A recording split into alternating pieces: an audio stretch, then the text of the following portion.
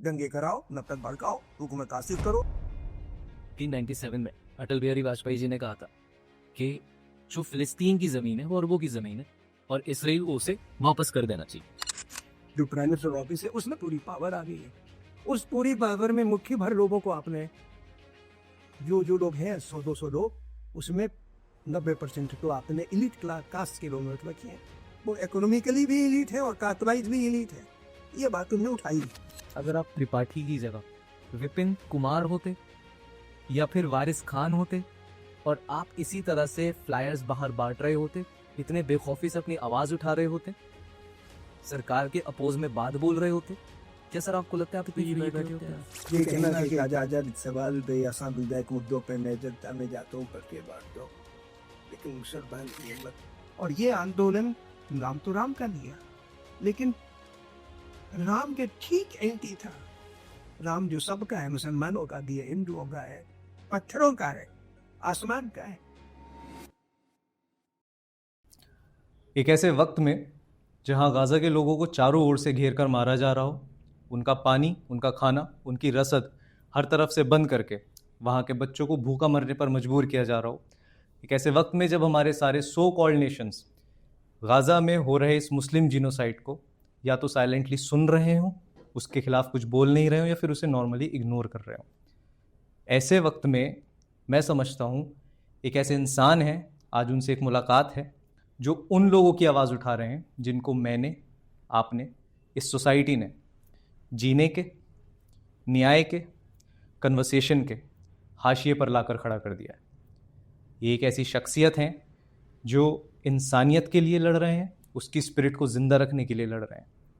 आज मैं आप सबकी मुलाकात कराना चाहता हूँ एक ऐसे इंसान से जो आज भी इंसानियत में उतना ही बिलीव रखते हैं जितना आप और मैं सिर्फ किताबों में पढ़ा करते थे।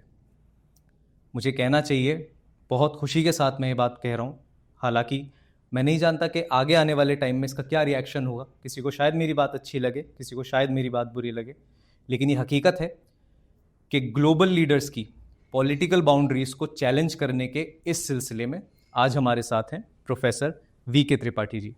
सर नमस्कार। हाँ बेटा, कैसा स्वास्थ्य है सर आपका? दुआ है मालिक की। सर सबसे पहले तो मैं सिर्फ यही जानना चाहता हूँ आपसे, एक आईआईटी के प्रोफेसर जो पहले अमेरिका में थे, एक बहुत अच्छी ज़िंदगी जी सकते थे, वहाँ पे दुनिया भी घूम सकते थे, एक बहुत अच्छा लाइफस्टाइल अडेप्ट कर सकते थे, प्रोफेसर से जो एक प्लाज्मा फिजिसिस्ट थे, एक प्रोफेसर थे, उन्हें ऐसा क्या हुआ उनके जीवन में कि वो वापस हिंदुस्तान आ गए? हिंदुस्तान आके उन्होंने एक्टिविज्म स्टार्ट कर दी। 2 वजह थी वैसे अमेरिका से लौटने की। मैं अमेरिका में रहा 1976 से लेके 1982 तक। एक यूनिवर्सिटी है, यूनिवर्सिटी ऑफ मैरीलैंड, वहाँ मैं साइंटिस्ट था। उसके पहले आईआईटी में मैं लेक्चरर था, यहीं से मैंने पीएचडी किया था आईटी दिल्ली से। तो सन 76 में आईटी की नौकरी छोड़ के चला गया था। मंसूबा तो था कि लौट के आऊँ, लेकिन धीरे धीरे वहाँ पे सेटल कर गए, ग्रीन कार्ड वगैरह ले लिया। 1980 में मेरे अब्बा और मेरी माँ, मेरे पिताजी और मेरी माँ अमेरिका गए। तो वहाँ का माहौल देख के कहने लगे कि यहाँ पे टेलीविज़न वगैरह में जो प्रोग्राम आते हैं, आदमी तो यहाँ के बहुत अच्छे हैं, लेकिन प्रोग्राम में वायलेंस ज़्यादा है जी। कोशिश करना कि लौट सको तो लौटाना है हिंदुस्तान। तो वो मेरे दिमाग में बातें रजिस्टर होगी, क्योंकि मैं अपने माता पिता का अकेला बेटा था।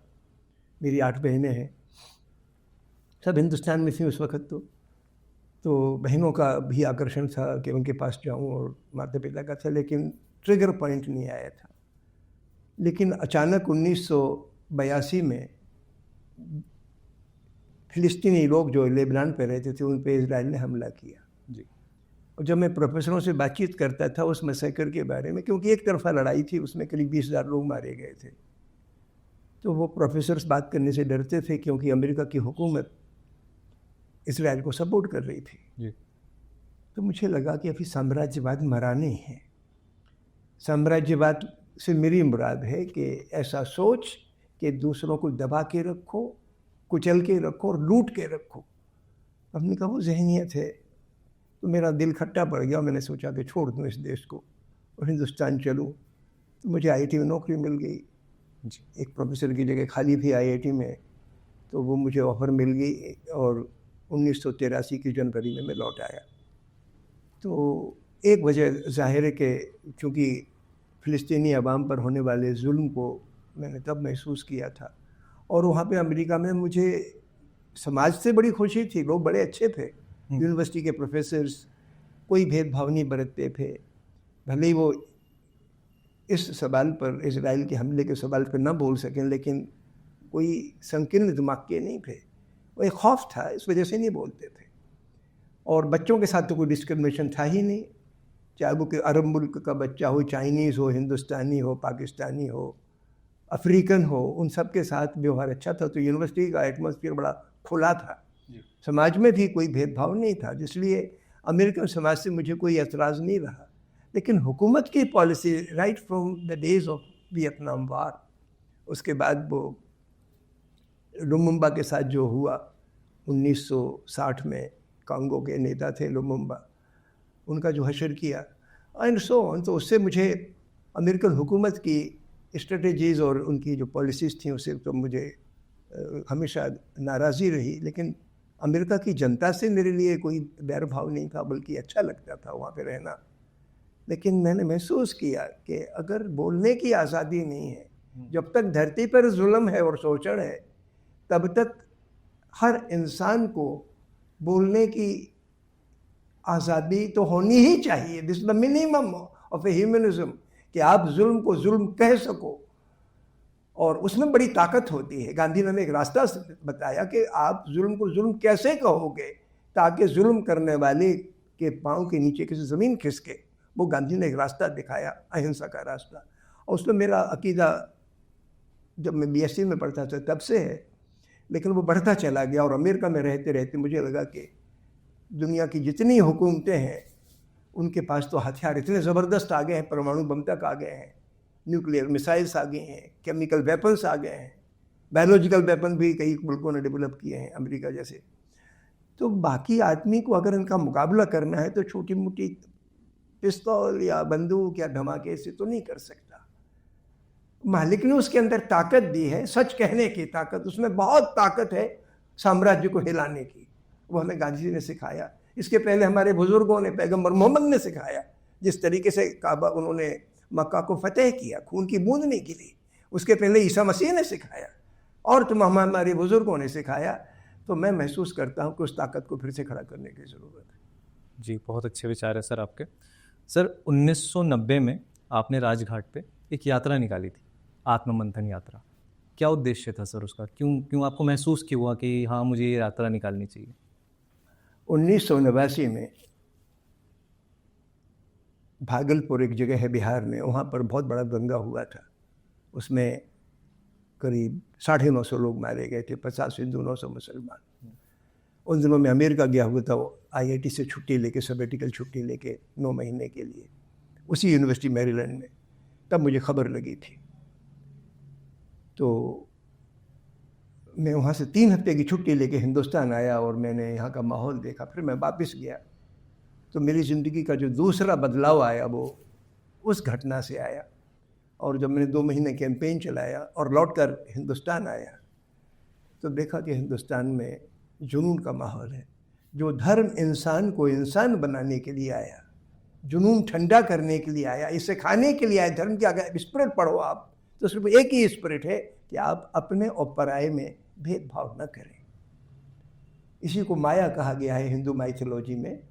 तो सारे मजहबों की रूह है कि आप अन्याय किसी पे ना करें, जुल्म किसी पे ना करें, भेदभाव ना बरतें।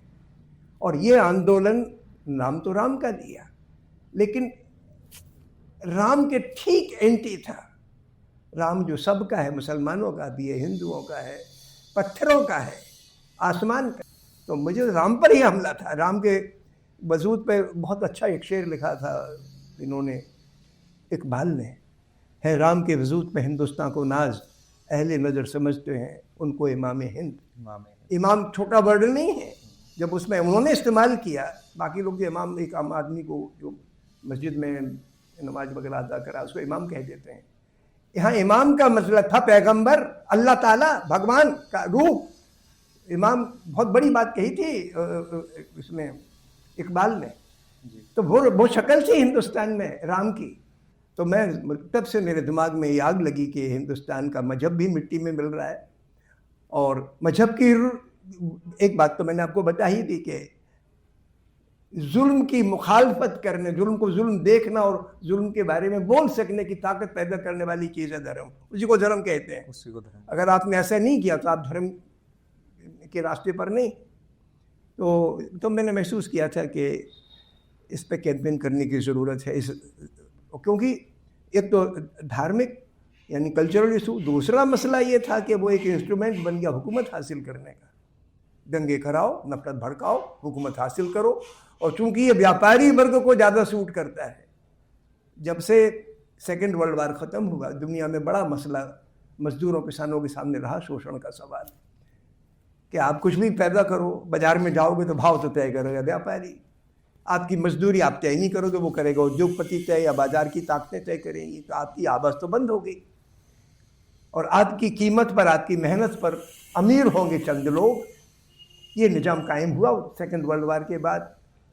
तो सबसे बड़ा कॉन्ट्राडिक्शन जो सामने आया वो आया कि मजदूर, किसान, कारीगर एक तरफ और संपन्न वर्ग एक तरफ, जिसमें बड़ी तादाद व्यापारियों की है।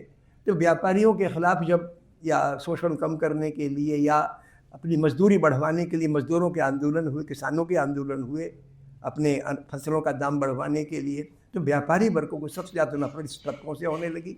और उस पर पर्दा डालने के लिए कि कहीं उनके आंदोलन भड़क सकें, तो उन्होंने धार्मिक द्वेष का एक सहारा ले लिया। तो ये बात मुझे महसूस हुई कि धार्मिक द्वेष के पीछे शोषण की मानसिकता है, और असली मुखालफत हमें अगर करनी है तो सिर्फ धार्मिक आधार पर कि साहब धार्मिक द्वेष बुरी चीज़ है, वो तो है ही बुरी चीज़, लेकिन वो एक ओढ़नी है, वो एक पर्दा है शोषण को छुपाने का। और शोषण की ताकतें चाहती हैं कि बेपनाह शोषण उनका चलता रहे, पर्दा पड़े। तो ये जो हुकूमतें जिन्होंने सांप्रदायिकता को मदद दी, सत्ता पे बिठाया इसलिए ताकि वो उनके हितों को सर्व कर सकें। तो कुल मिला के अगर 35-36 साल के अपने तजुर्बे को मैं एक शब्द में कहूँ तो फिरकावारियत या सांप्रदायिकता एक औजार है हुकूमत हासिल करने का। जनता में अविश्वास और ध्रुवीकरण पैदा करो, हुकूमत हासिल करो और कॉरपोरेट एलीट का, संपन्न वर्ग का हिस्सा साधो। जी, ये है इन नटशेल। हिंदू को मुसलमान से बांट के, आप हिंदुओं को मुसलमानों का डर दिखा के, जो कि पहले बहुत अच्छे से एक दूसरे के साथ रहते थे और रहते भी आएंगे आने वाले वक्त में भी, आप बस सत्ता हासिल कर सकते हैं। इसका निष्कर्ष ये है। बिल्कुल। तो सर, हम जैसे आजकल वीडियोस देख रहे हैं आपकी, तो आप आजकल गज़ा के लिए बहुत ज़्यादा आवाज़ उठा रहे हैं, उन लोगों की जिनकी आज कोई सुनने को तैयार नहीं है, जिनको जीने के हाशिए पर लाकर खड़ा कर दिया है। अगर कोई 6 साल की बच्ची है तो उसको 300 गोलियाँ मारी जा रही हैं, छोटे छोटे बच्चों के सिरों में गोली उतार दी जा रही है, ये कह के कि हो सकता है ये ब्रेन वॉश किड्स हैं, शायद इनके दिमाग में आतंक है। क्या सर आपको लगता है ऐसे कोई छोटा बच्चा वो आतंकवादी हो सकता है, उसका ब्रेन वॉश हो सकता है? क्योंकि जिस तरह हम इस चीज़ को देख रहे हैं पूरी तरह से, आप जिस तरह अपने कैंपेन्स चला रहे हैं, तो मतलब सर आपको ये विचार आया कैसे कि मुझे गज़ा के लोगों के लिए भी आवाज़ उठानी चाहिए, वो भी एक ऐसे माहौल में, हम जिस देश में जी रहे हैं, बहुत अच्छा देश है हमारा, अच्छी डेमोक्रेसी है हमारी, लेकिन सर एक वक्त था जब मुझे कहना चाहिए 1997 में अटल बिहारी वाजपेयी जी ने कहा था कि जो फ़िलिस्तीन की ज़मीन है वो अरबों की ज़मीन है और इसराइल को उसे वापस कर देना चाहिए। सेम विचारधारा की सरकार आज भी है, लेकिन फ़र्क इतना है कि उस वक्त फ़िलिस्तीन की बात होती थी, भारत फ़िलिस्तीन का साथ दिया करता था, उनके लिए बोलने को कोई तैयार नहीं है। आप में कहाँ से इतनी हिम्मत आई? नहीं, वो चूँकि मैंने 1982 से फ़िलिस्तीनियों से जिनसे भी मिला अमेरिका में, ख़ास तौर से एक मैकेनिक था फ़िलिस्तीन का। बाकी अमेरिकन लोग भी अपनी गाड़ियाँ सुधरवाने उसके पास जाते थे, क्योंकि वो नकली कमी कार में नहीं बताता था। जो आपका कार्बोरेटर ख़राब है, आपका मफलर ख़राब है, तो वही बताता था और वाजिब पैसे में उसको ठीक करता था। वरना आमतौर पर यह है कि भाई मैकेनिक आपको 2 बात में बता देगा कि अब ये भी ख़राब है, वो भी ख़राब है। तो उसकी reputation as a honest mechanic थी। ये छोटी बात नहीं है। इस वेस्टर्न सिविलाइजेशन में जिसके तहत बाजार की ताकतें हावी है कि किसी मुनाफा कमाओ, अपने हिंदुस्तान में भी मुसलमान मजदूर पर आरएसएस के लोग भरोसा करते हैं जी। ये मैंने तमाम जगह देखा है। और ये बहुत बड़ी ताकत है किसी कम्युनिटी की, किसी कौम की, किसी वर्ग की, कि उसकी ईमानदारी पर आपके दुश्मन का भी भरोसा है। तो वह फिलिस्तीन को मैंने उस नज़रिए से देखा। और जब मैंने ख्याल किया कि इन पर ये जो हमला किया जा रहा है, एक तरफा जंग थोपी गई 1982 में इजराइल के द्वारा लेबनान के अंदर, और रिलीफ कैंप्स में उनको मारा गया जिनका वतन इजराइल खुद था। तब मैंने सोचा ये तो जुल्म की इंतहा है। तो तब से मेरे दिमाग में ये बात है कि फिलिस्तीनियों का हक जिंदा रहने का है इज्जत के साथ अपने वतन में। अब चलो भाई 1948 में मुल्क तकसीम हो गया, इजराइल और फिलिस्तीन बन गए। इसको इजराइल ने तो तभी कबूल कर लिया, लेकिन फिलिस्तीनों ने नहीं माना। तो चलो फिर फौरन एक जंग चालू हो गई। तो जो इनको हिस्सा 55% मिला था यहूदियों को, जिनकी आबादी 1/3 थी, बाद में उन्होंने करीब 78% मुल्क पे कब्जा कर लिया विद इन फ्यू वीक्स। उसके बाद फिर एक और जंग और हो गई, तो उसके बाद तो पूरे इजराइल पे, पूरे फिलिस्तीन पे ही कब्जा कर लिया। ये सारी की सारी लड़ाइयाँ लगभग एक तरफा थी, क्योंकि पूरी दुनिया की साम्राज्यवादी ताकतें इजराइल को मदद कर रही थी। अरब मुल्कों के पास तो कुछ था नहीं, कुछ नहीं। देवर नथिंग। कहने को बड़े मुल्क थे और आबादी बहुत थी। आबादी से क्या होता है? हमारे हिंदुस्तान में अंग्रेजों की छोटी सी जमात थी जी। लेकिन हमारे मुल्क में हुआ ना ये जलियांवाला बाग का नरसंहार। कहने को हमारा मुल्क बहुत बड़ा था, करोड़ों की आबादी थी, अंग्रेज तो कुछ हजार थे, लेकिन कराया ना उन्होंने। तो इस तरीके, और अंग्रेजी राज में तो 3 करोड़ लोग मारे गए भूखों, जबकि उसके पहले 300 बरस तक, अंग्रेजों के आने के पहले हिंदुस्तान में बड़े अकाल नहीं पड़े थे जी। तो ऐसा नहीं कि बड़ी तादाद की वजह से लोग जुल्म करते हैं। हमेशा जुल्म करने वाली जमात वो हुई है जो रूल करती है, और वो हमेशा माइनॉरिटी में रहती है। छोटे सा तबका रूल करता है। सारी धरती पर आप देख लो, किसी भी कंट्री में मेजॉरिटी रूल नहीं करती। It's only A small class of people who control power and market, उनके हाथ में रहता है। तो यही इजराइल में वही तमाशा हुआ। फिलिस्तीनी अवाम दरबदर कर दिए गए, उन पर हमेशा हमले किए गए।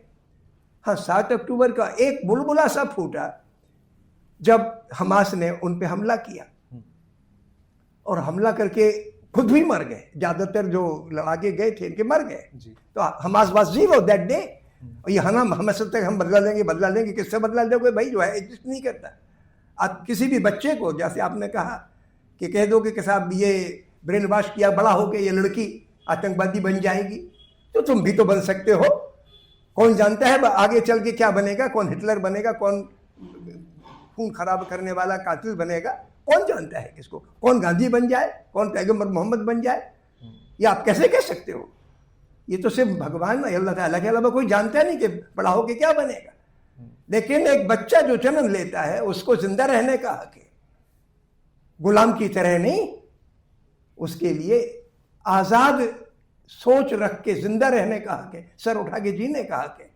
आप उसका हक मारते हो, भले ही आपका खानदान खत्म कर दिया हो कुछ आतंकियों ने, या किसी हुकूमत ने आपकी नस्ल को खत्म कर दिया हो, तो भी उस कौम के, उस नस्ल के आम शहरी को जिंदा रहने का हक है।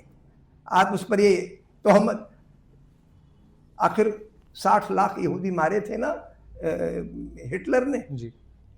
लेकिन आज तक मैंने जितने भी तमाम यहूदियों से मिला हूँ, बहुत हमारे दोस्त रहे हैं, उनमें से एक भी आदमी हो जो मेरे दोस्त नहीं है, उनमें भी आज तक किसी ने ये तो नहीं कहा कि भाई हम जर्मन कौम से बदला लेंगे।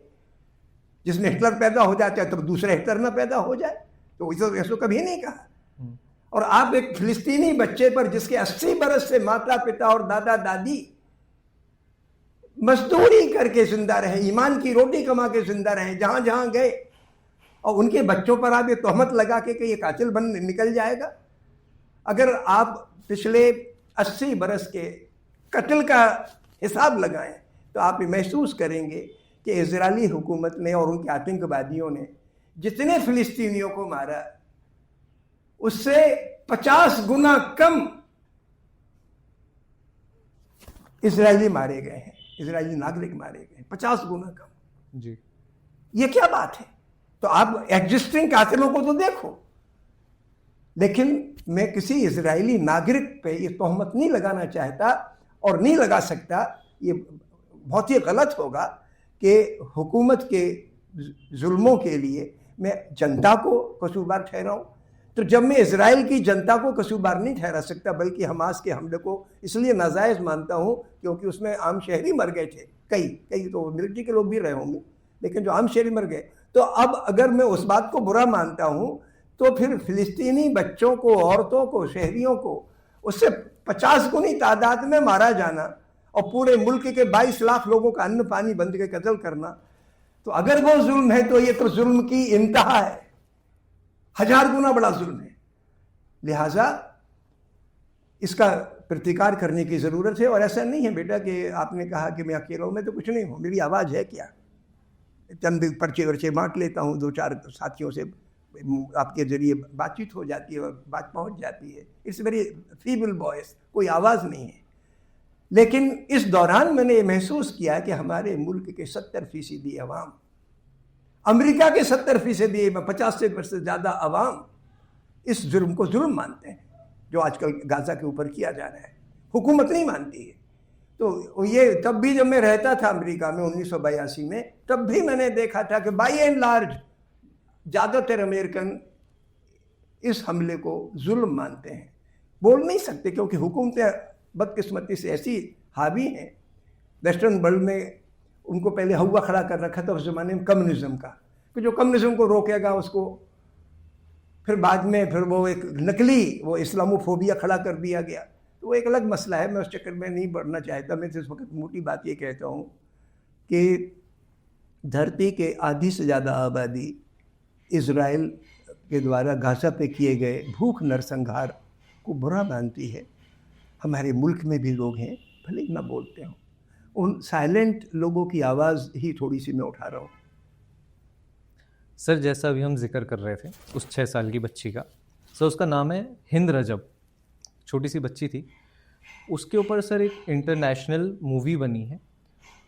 क्या हुआ था कि इस बच्ची को एक गाड़ी में जब ये बंद हो गई थी तो टैंक्स ने इसको घेर रखा था और इस बच्ची की एक वॉइस क्लिप जो है वो वायरल हुई है सर।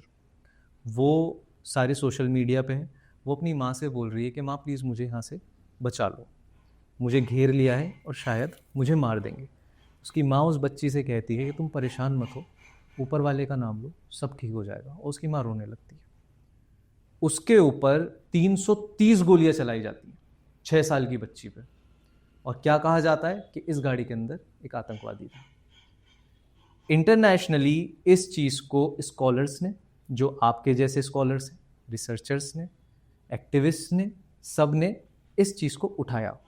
सर इंडिया एक ऐसा देश है जिसने गुलामी देखी है, उसने ब्रिटिशर्स की ऑक्यूपेंसी देखी है, हम पे जिस तरह के जुल्म हुए हैं, हम भी उन जुल्म को ओवरकम करके ही आज यहाँ तक पहुँचे।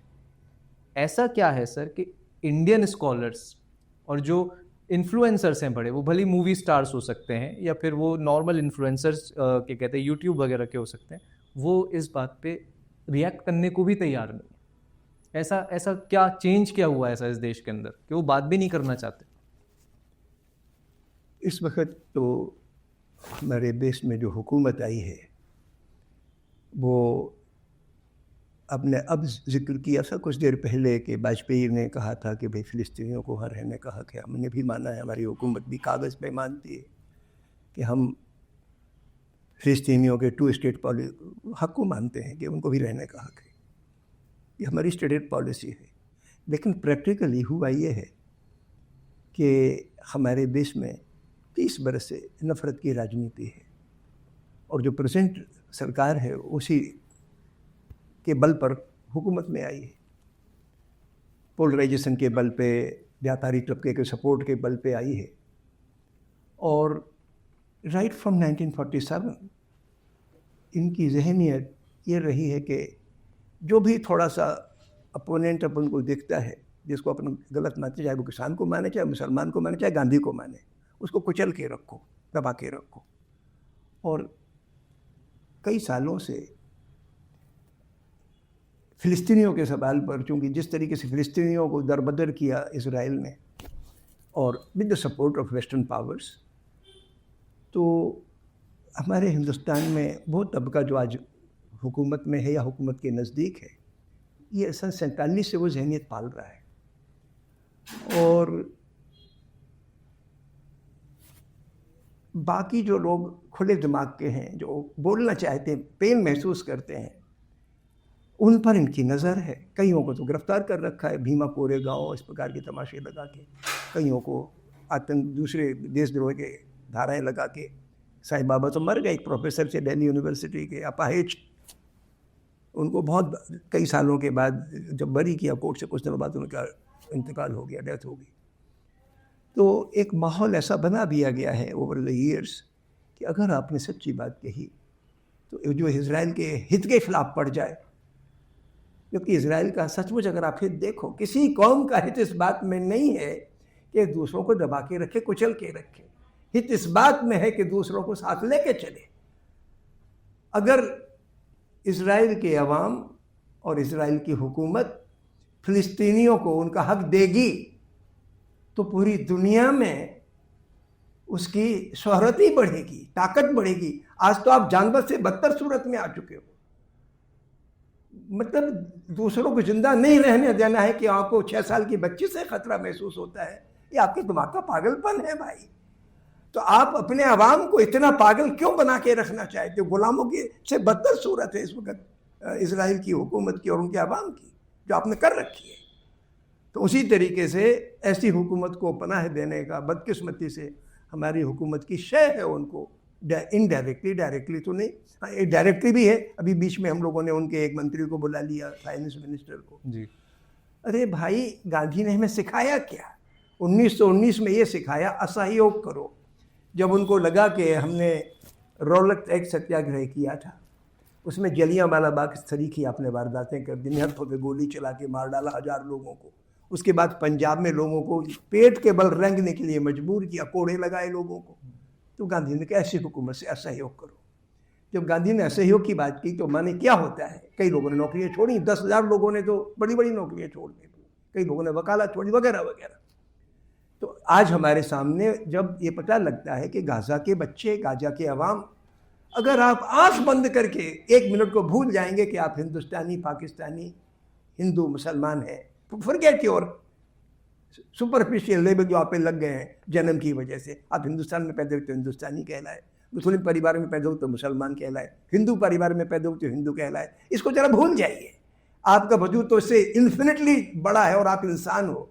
तो आप जिस वक्त इंसान के नज़रिए से देखेंगे, सूरज आपको अपना लगता है, आसमान आपको अपना लगता है, गाजा का बच्चा भी आपको अपना लगेगा, उस पर ऊपर जुल्म आपको अपना लगेगा। आपको दूर कहाँ दिखाई देता है? इस धरती पर सारी धरती के अवाम एक ही हैं। जिस तरीके से साम्राज्यवादी हुकूमतें एक है, धरती की जनता भी एक ही है, उनका दर्द एक है। और अगर इस एक्सट्रीम का जुल्म हो रहा हो कि आदमी को डूबने के लिए मजबूर किया जा रहा हो, भूखा मरने के लिए मजबूर किया जा रहा हो, तो उस आदमी की दर्द का एहसास आप में खड़े होने की ताकत देगा। वही आपकी ताकत है। अहिंसा की ताकत है क्या? गांधी में ताकत कहां से आई? गांधी में ताकत इसी से आई कि उसने जुल्म को जुल्म देखा। तो जो आदमी इस धरती पर होने वाले विकराल जुल्मों को शिद्दत से महसूस करेगा, उसके अंदर, उसके शब्दों में ताकत होगी। और वही ताकत हमें पैदा करनी है इस मुल्क में। सर, जैसा आप ताकत की बात कर रहे हैं, तो किसी भी मुल्क की ताकत मैं समझता हूँ उनका जो यंग तबका होता है वो होता है। और आज India one of the most youngest nation भी है। सर, एक वक्त था जब हिंदुस्तान आज़ादी के वक्त पे फटे पुराने कुर्ते धोती पहना करता था, लेकिन वो इतने ताकतवर लोग थे कि अपनी आवाज़ उठाना जानते थे, सिद्धांतों पे चलने वाले लोग थे। अब हम पूरी तरह से मॉडर्नाइज हैं, टेक्निकली एडवांस्ड हैं, अच्छा कम्युनिकेशन है सर हमारे पास में। सर, ऐसा क्या हुआ कि जो पहले हमारे बुजुर्ग थे वो फटे पुराने कपड़ों में भी अपनी आवाज़ उठाते थे? हमने लड़ के, प्यार से, सत्याग्रह करके हमने आज़ादी ली, अंग्रेज़ों को भगाया यहाँ से, हमने एक जंग लड़ी उनसे। आज सर ऐसा क्या है कि हर तरह से इक्विप्ड होने के बाद भी आपका यूथ साइलेंट मोड पे चला गया है। क्या आपको इनसे कोई उम्मीद है? यूथ में लगभग आधा यूथ तो अपने देश का हाई स्कूल के बाद पढ़ाई छोड़ देता है, कॉलेज में पहुंचता नहीं, मजदूर बन के ज़िंदगी बसर करता है, मजदूर या कारीगर बन के या किसान बन के। उससे मुझे कोई शिकायत नहीं है, उससे मुझे वही उम्मीद है जो मेरे पिताजी से मुझे थी कि मेरे पिताजी 4वीं क्लास तक पढ़े थे, आज़ादी की लड़ाई में जेल गए, और उनके उस्ताद अहमद पहलवान तो भी उतने ही पढ़े थे, और यूपी के नंबर 1 पहलवान थे, वो भी जेल गए। मुझे पूरा भरोसा है कि हिंदुस्तान के इस 50% 60% जो कम पढ़ा लिखा तबका है, उसके अंदर थोड़े से ऐब आ गए हैं, शराब वगैरह पीने लगा है, लेकिन अपनी नफरत का जहर उसमें घुसा नहीं। एक तो उनसे मुझे उम्मीद है। जो पढ़ा लिखा तबका है हमारे हिंदुस्तान का, उस तबके में जो इलीट क्लास के बच्चे हैं, पब्लिक स्कूलों से पढ़ने वाले, अच्छी नौकरियों में जाने वाले, अच्छी नौकरियां करने वाले, उनके दिमाग को बदकिस्मती से नफ़रत की ताकतों ने उसमें जहर डाल दिया है। उसको निकालने की ज़रूरत है। तो हैं करीब देश में 15-20% पढ़े लिखे लोग जो रईस परिवारों के हैं या व्यापार के तबके में या उद्योग चलाते हैं, उद्योगपति हैं या कॉरपोरेट है। इससे देश को निकालने की ज़रूरत है। आज़ादी के से पहले हमारे हिंदुस्तान में जो आज़ादी की लड़ाई लड़ी, उसमें कुछ संपन्न वर्ग के लोगों ने भी हिस्सा लिया, लेकिन बड़ी तादाद कमज़ोर तबकों की थी। जी। मेरे पिताजी की तरह, उनके जो गुरु थे अहमद पहलवान की तरह, ऐसे तमाम लोगों की, दर्जियों की थी, मोचियों की थी, धोबियों की थी। तो इस तरीके से हमारे हिंदुस्तान में हर कौम के कमज़ोर तबके के लोगों ने आज़ादी की लड़ाई में हिस्सा लिया, और आज भी वो तबका तैयार किसान आंदोलन हुआ ना, ये शाहीन बाग की लड़कियों ने सत्याग्रह किया सीएए के सवाल जी। यही तो गांधी ने किया था, जो हमारी लड़कियों ने किया। जी। ऐसा नहीं कि हिंदुस्तान जिंदा है। और ठीक है, हमें वो वोकल सेक्शंस जिनकी आवाज़ सुनाई देती है, उससे लगता है कि खौफ पैदा होता है कि तो कुचलना चाहते हैं, लेकिन बेटा ज़मीन के नीचे का हिंदुस्तान जिंदा है। जिंदा है। चलिए, बहुत अच्छा लगा सर। आपकी वीडियोस में आपकी कुछ नज़में सुनी थी। अरे बेटा, आपसे रिक्वेस्ट करूंगा कि व्यूअर्स के लिए अपनी एक आध नज़म ज़रूर सुनाएं। एक नज़म मैंने 2 बरस पहले गाज़ा के सवाल पे लिखी, एक लड़की की नज़र से, कि वो एक ख़त लिखती है। तो वो नज़म सुनाना चाहता हूँ, अगर आप इजाज़त दो तो। नहीं सर, बिल्कुल प्लीज़। टाइटल है इसका गाज़ा से आखिरी ख़त। अम्मी अब्बा भाई बहन दोस्त दब चुके हैं मलबे में, मैं ज़िंदा हूँ। अन्न पानी बंद हो गया है, बिजली कटे अरसा हो गया है। ख़त लिख रही हूँ अंधेरे में, उनके नाम जो मेरी तरह बदहाल हैं, पर ज़िंदा हैं धरती के कोने कोने में। हिंदुस्तान, चीन, पाकिस्तान, अफ्रीका, यूरोप, अमेरिका में। तुमने पैदा किए बुद्ध, सुकरात, ईसा, मोहम्मद, गांधी, कबीर, नानक, किंग, अराफात। तुमने ज़िंदा रखी इंसानियत की लाज, अपनी सच्चाई, दर्दमंदी और मेहनत की कमाई से। निहत्थे भिड़कर साम्राज्यवादी निजाम से, जलियांवाला बाग, वियतनाम मिसाल हैं तुम्हारी हिम्मत के। मैं भी जुड़ना चाहती थी तुमसे, मिलकर सुख दुख बांटना चाहती थी। नस्ल आदम एक है कहना चाहती थी हुक्मरानों से।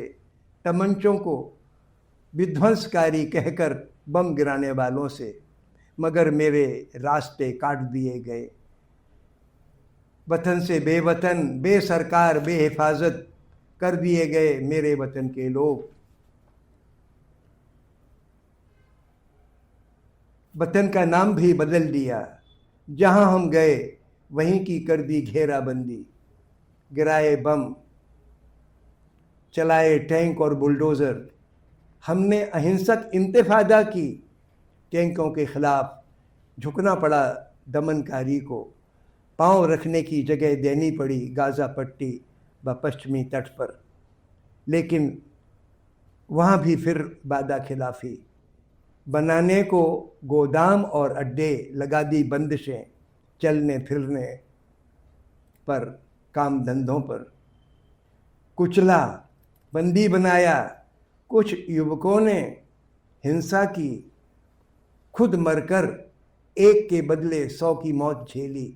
अफसोस, दोनों तरफ निर्दोष मारे गए। फ़र्क क्या है हम में और यहूदी अवाम में?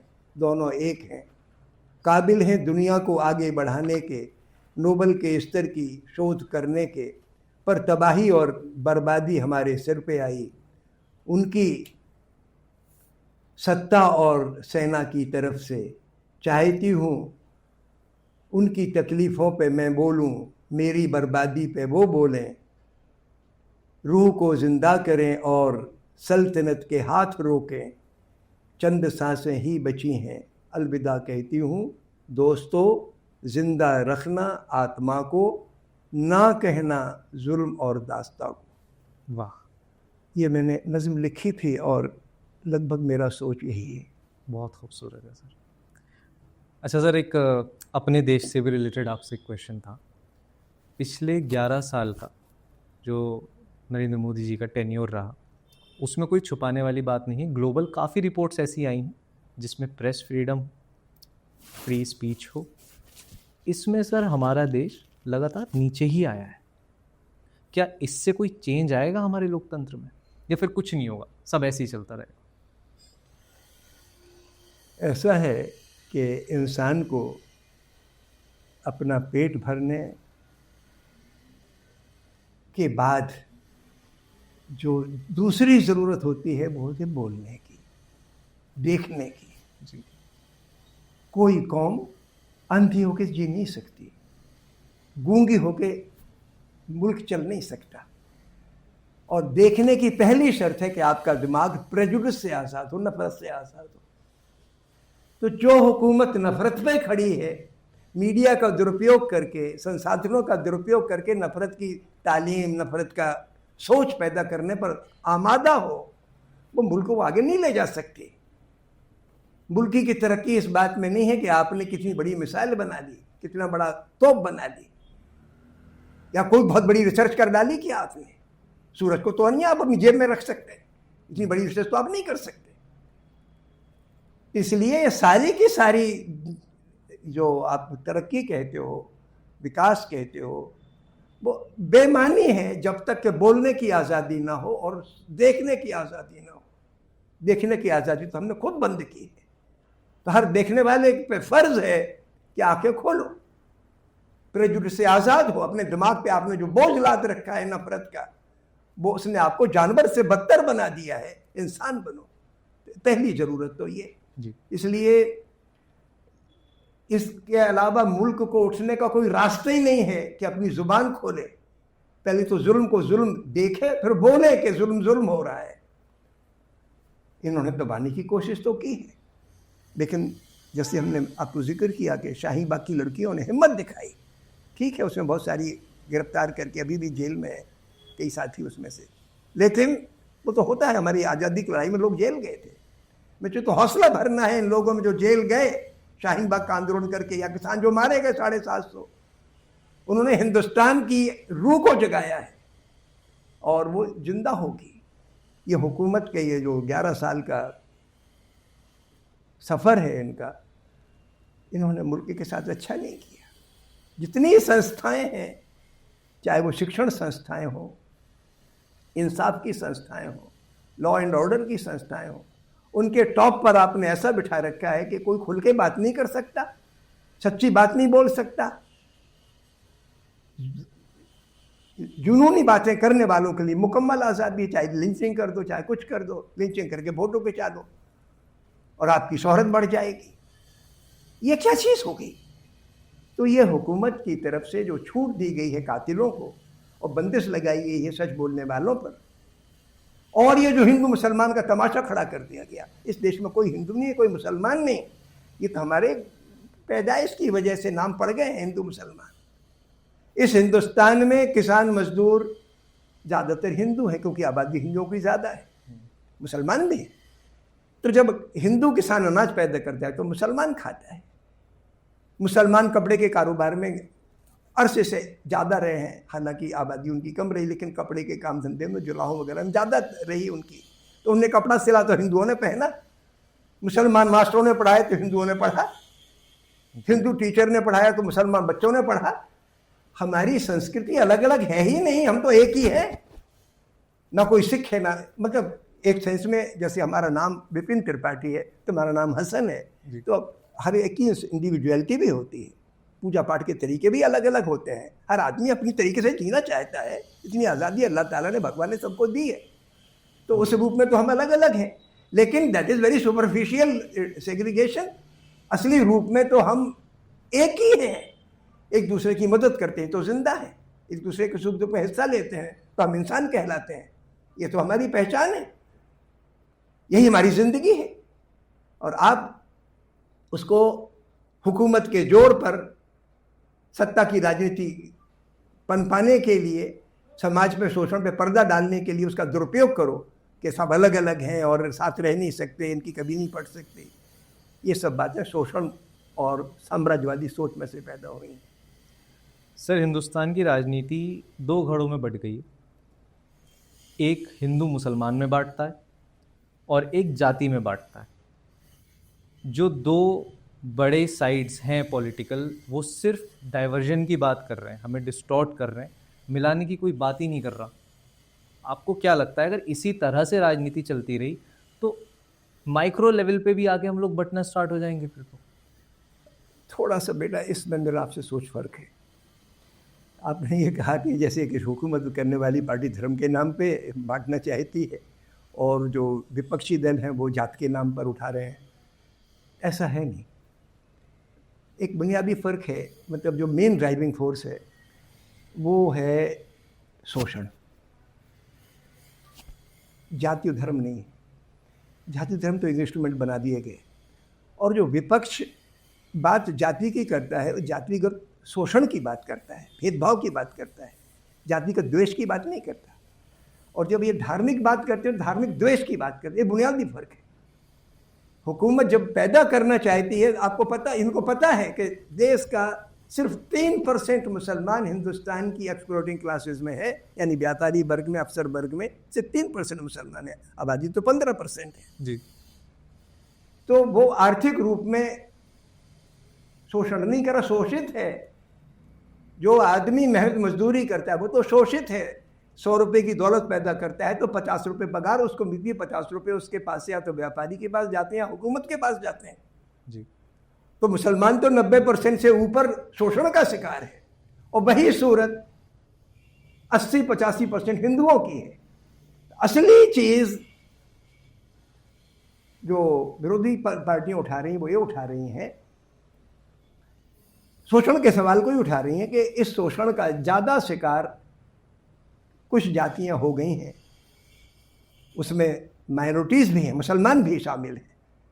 तो ये मसला कि भाई जाति के आधार पर समाज में चूँकि सेग्रीगेशन चल रहा है, शोषण प्राइमरीली पूंजी की वजह से होता है, पूंजी के ज़रिए होता है। जिनके पास दौलत ज़्यादा होती है भाई कारोबार चलाते हैं, भाई उनके ज़रिए शोषण करते हैं, भाई अपने बच्चों को अच्छे कॉलेजों में पढ़ाते हैं और फिर नौकरियां बड़ी बड़ी दिलवा देते हैं, भाई अफसर बनते हैं।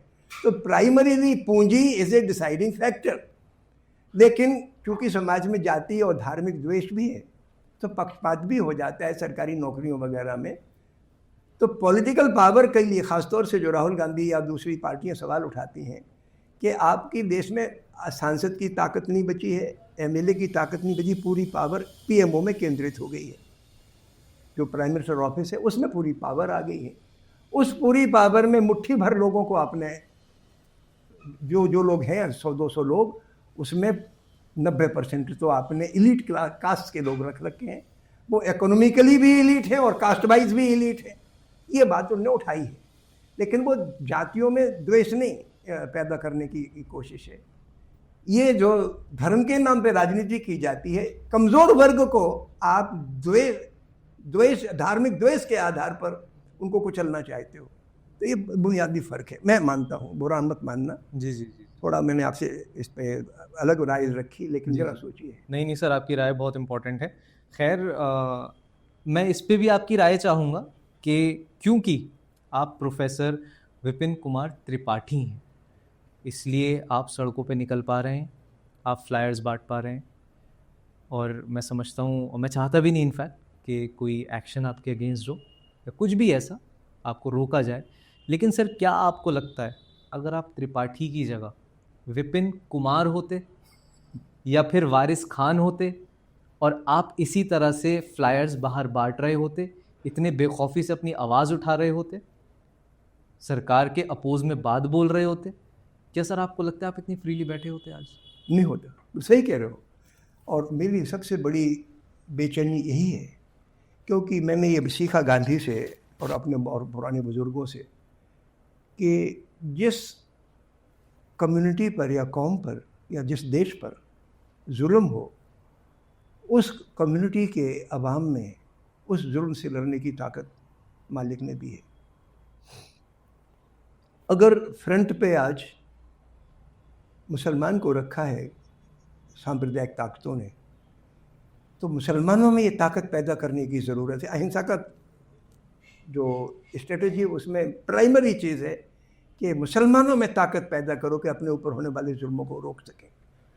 और एक मिसाल हमारी शाहीन बाग की में कायम की जी बिल्कुल। मैं मतलब उसको मैं मानता हूँ कि पिछले 80 बरस की हिंदुस्तान की तारीख का सबसे सुनहरा अध्याय था, जब हमारी लड़कियों ने, मुस्लिम लड़कियों ने हिम्मत दिखाई, काफ़ी रिस्क लेके, कईयों पे अभी मुकदमे चल रहे हैं, जी। कई बंद हैं, वो दिखाई तो वो ताकत है। तो ठीक है तुम्हारी बात ये कहना कि गाजा के सवाल पे या सांप्रदायिक मुद्दों पे मैं जनता में जाता हूँ, पर्चे बांटता हूँ, लेकिन मुसलमान ये हिम्मत नहीं कर सकता। लेकिन हमें वो हिम्मत पैदा करानी है, वो करानी है। वारिस खान में वो ताकत आनी है, विपिन कुमार में वो ताकत आनी है। त्रिपाठी ना हो, प्रोफेसर ना हो, संपन्न ना हो, अपढ़ हो, तो भी ताकत आनी है। वो हमें, हमारा काम ही यही है। आजकल मैं सिखा रहा हूँ ना, लड़कियों को जॉगिंग सिखा रहा हूँ। अपने गांव में भी मैंने ग्रुप खड़ा कर दिया, यहाँ शाहीन बाग नहीं, संगम बिहार में बुर्का पहनने वाली लड़कियों का मैंने ग्रुप खड़ा किया है। हमने कहा कि बेटा, दौड़ने से 3 बातें होती हैं। पहली बात तो आपके शरीर के अंदर बीमारी से लड़ने की ताकत बढ़ती है। दूसरा, आपके दिमाग में जो टेंशन प्रेशर्स होते हैं वो दूर होते हैं। और तीसरी बड़ी बात यह है कि अगर आपने आसमान को खुले तरीके से देख लिया, बगैर अपने सेल्फ को आगे डाले, अहंकार को, अपने सेल्फ को, अपने खुद को भूल जाओ, तो फिर आपके दिमाग से ये जो नफरत का फितूर है वो भी निकल जाएगा। असली बीमारी एटम बम के ज़माने में, एटम बम से भी बड़ी बीमारी खतरा है, वो है प्रेजुडिस। उसको निकालने की ज़रूरत है। हमारी लड़कियां, ये 10-12 लड़कियां आती हैं और हम एक बार जाते हैं हफ्ते में। वैसे तो हम कहते हैं कि जब दौड़ो तो इंडिविजुअली दौड़ो, किसी ग्रुप को बनाने की ज़रूरत नहीं। हफ्ते में कहते हो, हफ्ते में एक दिन मिल के दौड़ो। जी, मिल के दौड़ोगे, उसके बाद आप अपना 1 घंटे सोच करो पैदा, बड़े बड़े सवालों पर, देश और दुनिया के सवालों पे आपका दिमाग खुलेगा। तो वो इसी की ज़रूरत मैं महसूस करता हूँ। ये मेरा सोच है। मैं समझता हूँ सर, जब हम कुछ सोचते हैं तभी उसको हम पेपर पे स्याही की मदद से लिख पाते हैं। आपके विचार बहुत खूबसूरत हैं। तो मेरा आखिरी सवाल बस आपसे यही है कि प्रोफेसर विपिन कुमार त्रिपाठी जी के लिए एक संपन्न देश क्या होगा? संपन्न हिंदुस्तान या दुनिया वो होगी जिसमें साम्राज्यवादी सोच और प्रेजुडिस हावी नहीं होगी, जिसमें आदमी सर उठा के जिएगा, हर आदमी को काम होगा। आज तो हमारे मुल्क की सिर्फ 23% लड़कियों को काम है, बाकी को काम नहीं। हमारे देश के श्रमिक तबके में पूरे वक्त का रोज़गार नहीं, किसानों के पास पूरे वक्त का काम नहीं है, और जो फसल पैदा करते उसके दाम पर उनकी आवाज़ नहीं है। तो वो असला हिंदुस्तान वो होगा जिसमें मज़दूर की आवाज़ होगी, किसान की आवाज़ होगी। कोई जात के नाम पर, धर्म के नाम पर भयभीत नहीं होगा, डरा हुआ नहीं होगा, जलील महसूस नहीं करेगा। हर लड़के लड़की का लड़के का भेद नहीं होगा, जो कि कई सालों से चल रहा है, हज़ारों साल से चल रहा है। ऐसा हिंदुस्तान के मैं ख्वाब देखता हूँ, और आप जैसे नई पीढ़ी के लोग उसको तामीर करेंगे। बहुत बहुत शुक्रिया सर, आपने टाइम दिया, हमसे बात की, माइक ऑफ मिशेल पे आप आए, उसके लिए बहुत बहुत शुक्रिया। बहुत बहुत शुक्रिया मेरे भाई। Thank you sir.